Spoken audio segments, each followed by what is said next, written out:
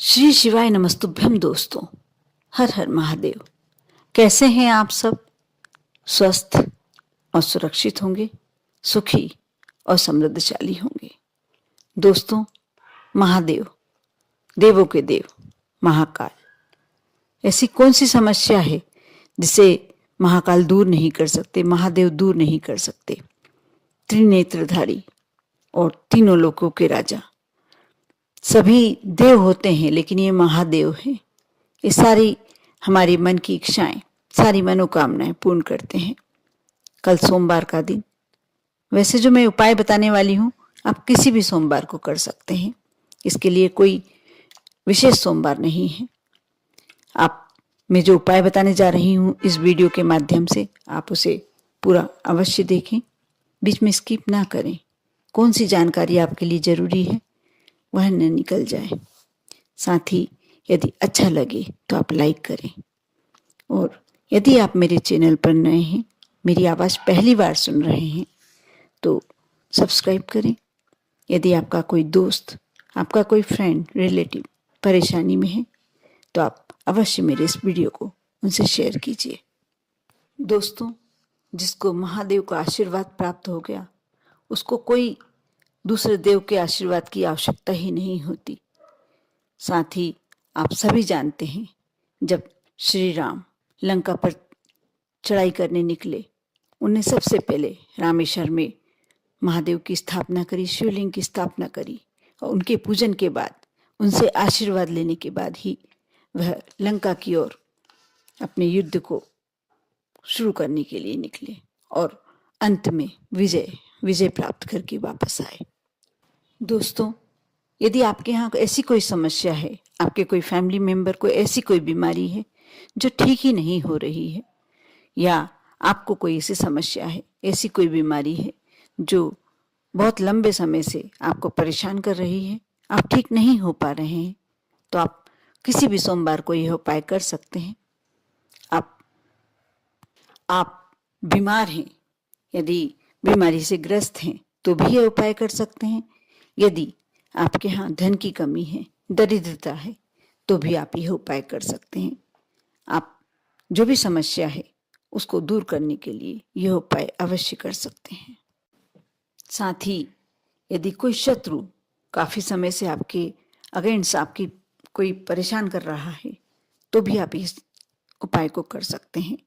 और किसी खास मकसद में आप सफल होना चाहते हैं, कोई इंटरव्यू के लिए जा रहे हैं आप, या कोई ऊंची पढ़ाई कर रहे हैं आपके बच्चे, तो भी आप यह उपाय कर सकते हैं।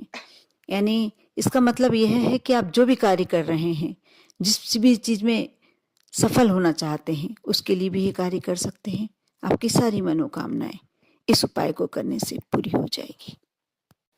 आप किसी भी सोमवार के दिन, दोस्तों, आप सोमवार के दिन सुबह उठें, अपनी नित्य क्रियाएं जो भी आप प्रतिदिन करते हैं सुबह, वह कर लें, स्नान कर लें।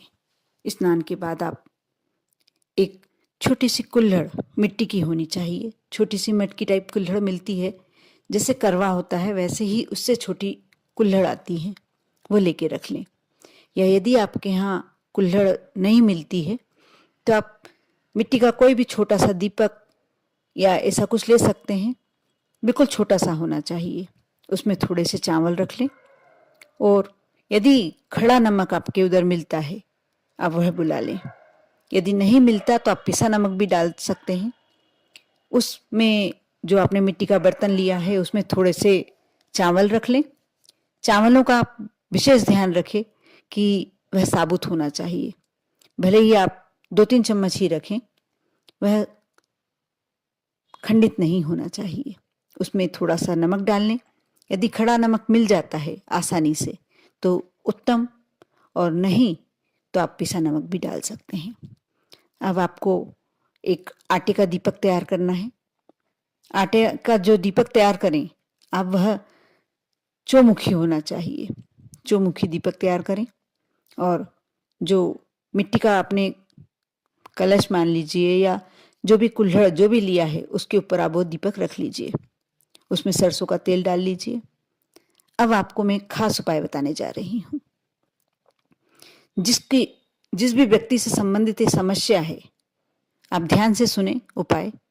जिस भी व्यक्ति से संबंधित, कोई पर्टिकुलर व्यक्ति से संबंधित समस्या है, जैसे कोई घर का मेंबर यदि बीमार है, उसके लिए आप उपाय करना चाहते हैं, या किसी का विवाह नहीं हो रहा उसके लिए करना चाहते हैं, या कोई इंटरव्यू में आपका बच्चा इंटरव्यू देने जा रहा है, एग्जाम देने जा रहा है, उसके लिए करना है। यदि किसी व्यक्ति विशेष के लिए आपको करना है तो उसका पुराना कपड़ा जो उसने पहनकर छोड़ा हुआ है वह कपड़ा आप ले लें, उसका थोड़ा सा हिस्सा फाड़ लें और उसको बत्ती नुमा शेप में आप गोल गोल छोटे से टुकड़े का बना लीजिए। 2 बत्तियां बनाना है आपको। और चौमुखी दीपक में आप पहले तेल में भिगो लीजिए। कपड़े की बात है, थोड़ा जलने में प्रॉब्लम आती है, तो आप दोनों तरफ से उसको भिगो लीजिए और फिर दीपक में रख लीजिए। आप जावित्री समझते होंगे, गरम मसाले में यूज़ होता है और जावित्री तंत्र क्रियाओं में भी बहुत ज़्यादा यूज़ होता है।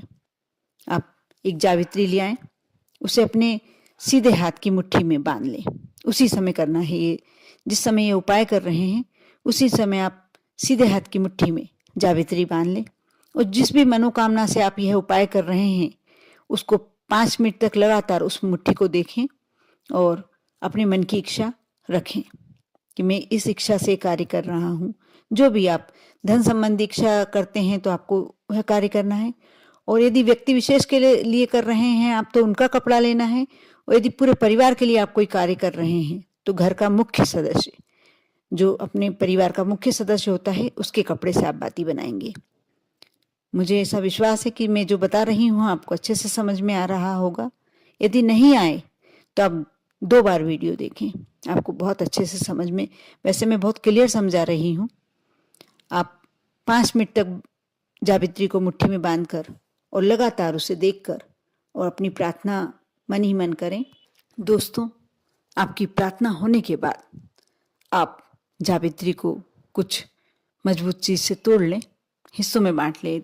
पाउडर यदि बन सकता है तो पाउडर बना लें वहीं बैठे बैठे। उसके बाद आप उसे दीपक में डाल दें। जिस दीपक में आपने सरसों के तेल में बाती लगा के रखी है, चौमुखी दीपक में आप उसमें लगा लें, डाल दें जावित्री का पाउडर। उसके बाद आप यह सारी सामग्रियां उठाकर शिवालय जाएं। जो आपने कुल्हड़ में चावल और नमक रख के रखा है, या कोई भी मिट्टी के पात्र में चावल और नमक रख के रखा हुआ है, और साथ ही जो आपने दीपक बनाया हुआ है आटे का, वह लेके आप शिवालय जाएं। शिवालय में जाकर दोनों हाथों से आपको यह वस्तुएं यहाँ शिवालय में लेना है और शिव जी के समक्ष बैठकर विनती करना है।